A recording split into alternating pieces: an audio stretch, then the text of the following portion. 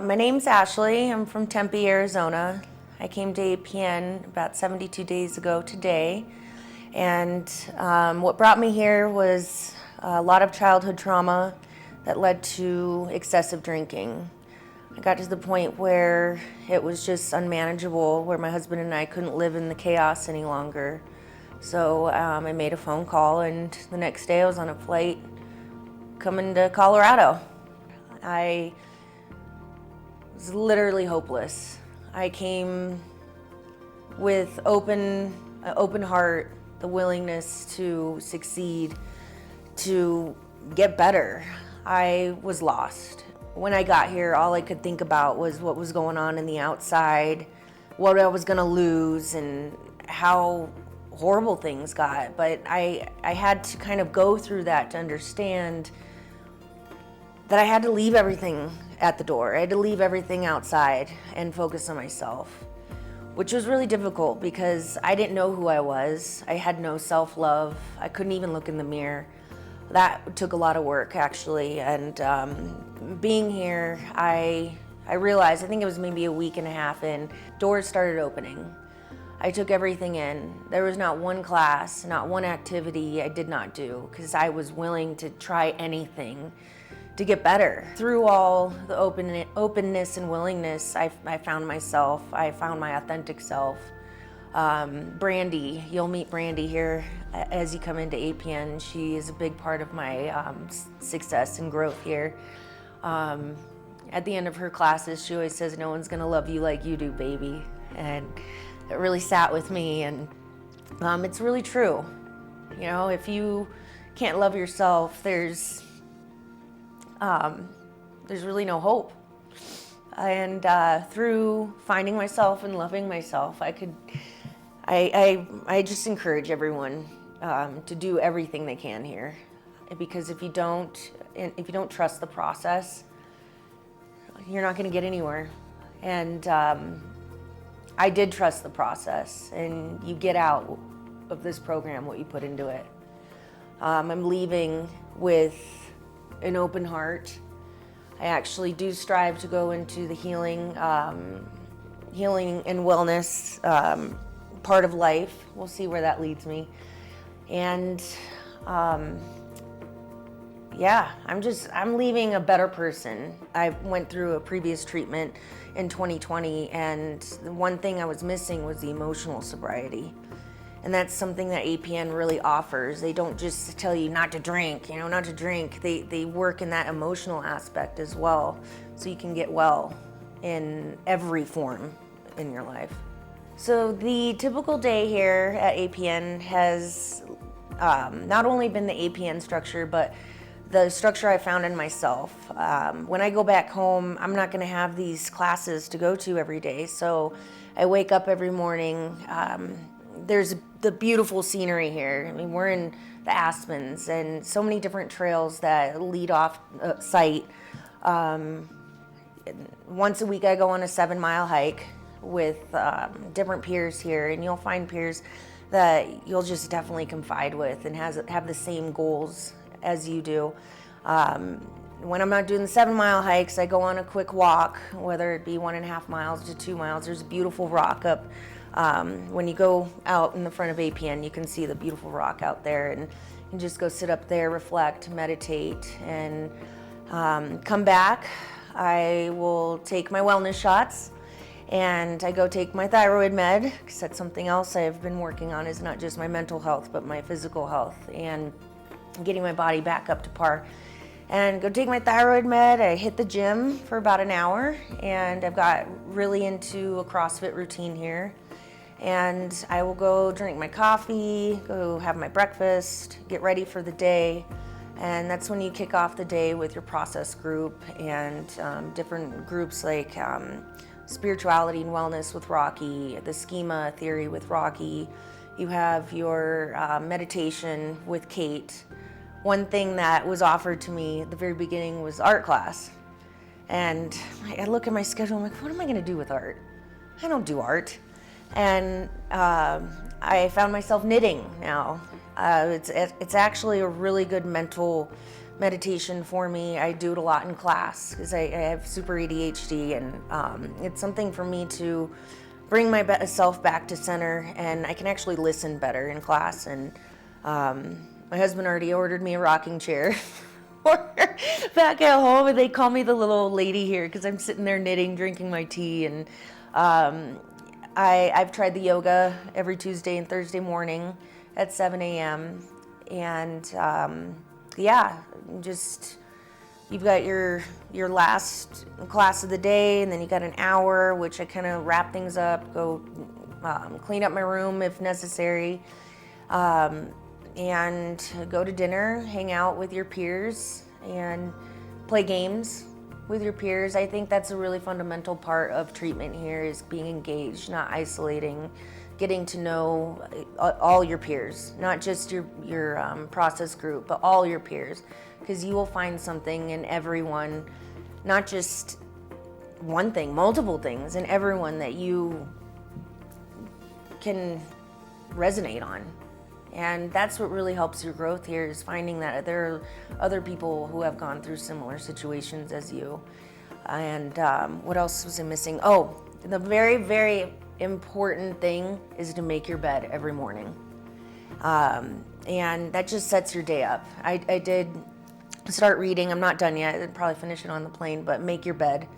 It's written by a Navy SEAL, and it's just, provides structure. I burn my Palo Santo every night. I say my prayers. I put my crystal under my pillow because I came in with severe night terrors, and Brandy was the one who told me to put black tourmaline under my pillow. So I put that under my pillow, say my prayers, and go to bed. So just I really find it beneficial to myself to set my day up for success, to structure, because if I fall out of that structure, that's when old habits can come back in. Group therapy is interesting. The only group therapy I really had was AA in the past, and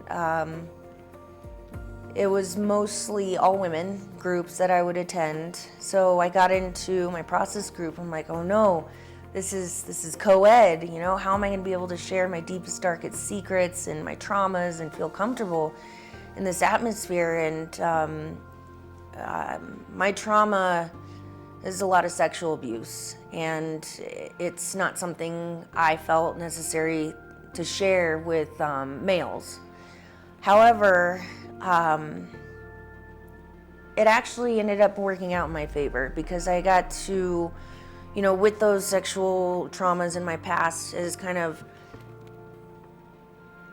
affected my marriage. And I was able to share that, and I was able to get, you know, feedback from males, which I didn't think would work for me, but it did. It really, they could resonate, because some of the peers had gone through similar situations and understood how I felt in my marriage. With those traumas have left me with severe abandonment, which you'll learn in schema theory with Rocky. My highest schema was abandonment. And it's just interesting with the peer support. I mean, I've said this prior in this interview, that there are others who have gone through what you've gone through. Maybe not the exact same thing, but everything's relative here. And let's see, meditation with Kate. I could not sit still for more than a nanosecond. And it takes practice, you know, nothing's gonna come like this. Everything takes practice. You gotta get into a routine. Every time after Reiki, which is once a week offered by Brandy, I'd go out at the lookout outside the media room and meditate. And that's something I never thought I would do. Be able to become mindful with what you're doing. There's a class that Debbie teaches. It's called Seeking Safety. And I even looked at my schedule too at that one. What the heck am I gonna do? Seeking Safety, call 911. And I have learned coping skills. Like, what do I do in a situation if alcohol is involved? What's my exit plan? One of my favorite ones last week was she had us close our eyes and picture a safe place in our home.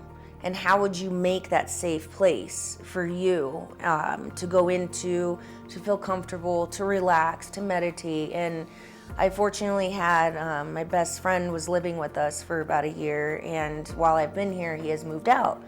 So I pictured that room that's available as my safe place. I put my rocking chair in there, and I'm gonna get my sewing machines out. And so it's just a lot of these things that they offer is for you to think in the future how to cope with your traumas, how to cope with your depression, your anger, your substance of choice.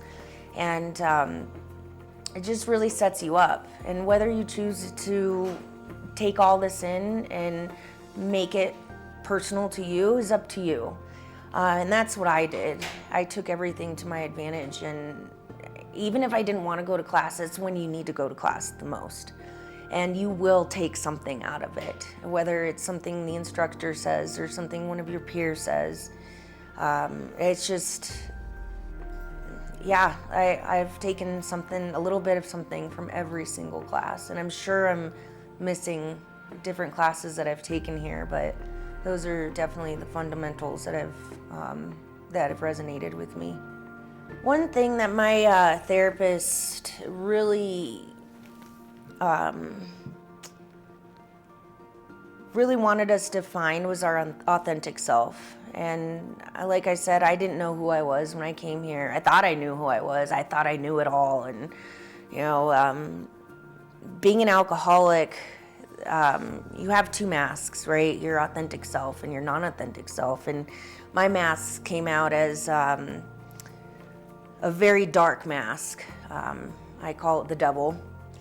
When I'm drinking, I am not myself. I'm a scary individual, and my authentic self is my favorite Broadway show is the Phantom of the Opera. And I did the Phantom of the Opera mask. And the reason why this kind of goes a little deeper than probably anything that anybody would understand, but Christine is his angel, and I'm literally an angel when I'm not drinking.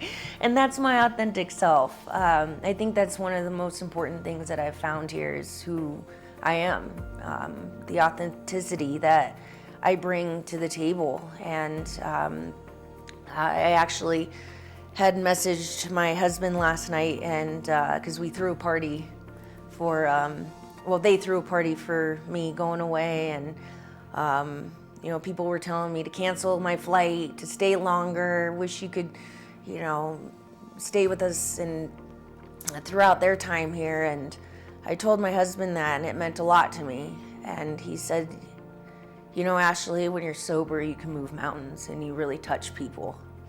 And I've been told that before so many times as a younger child, and somewhere along the way, I just lost myself.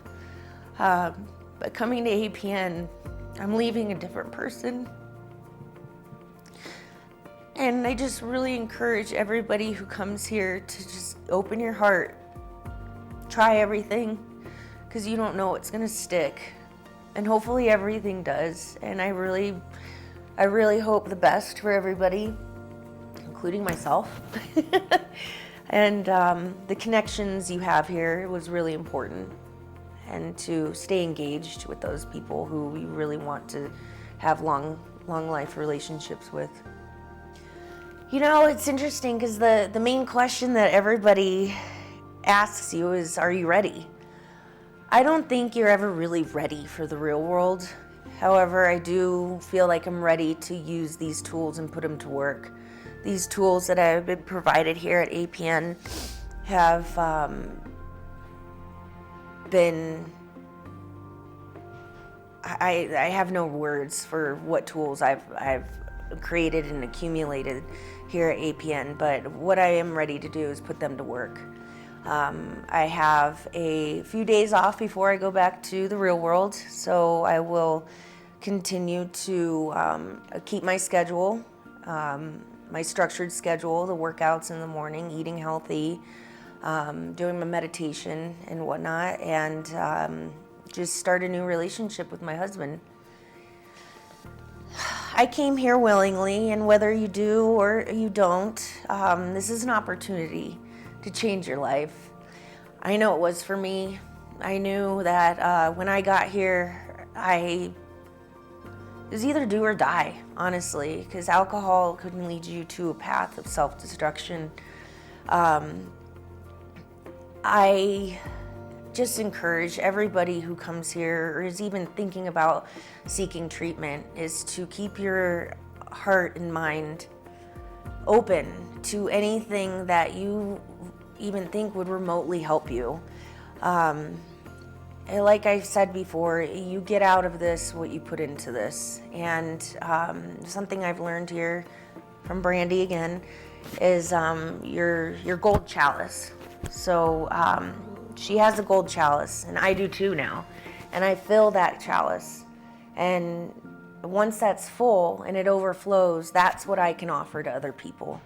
I strive to have a full chalice every day, because if I don't, then I'm missing something. And that's something here that, it kind of goes with the analogy of putting your mask on first before you put it on your child or another human being on the airplane.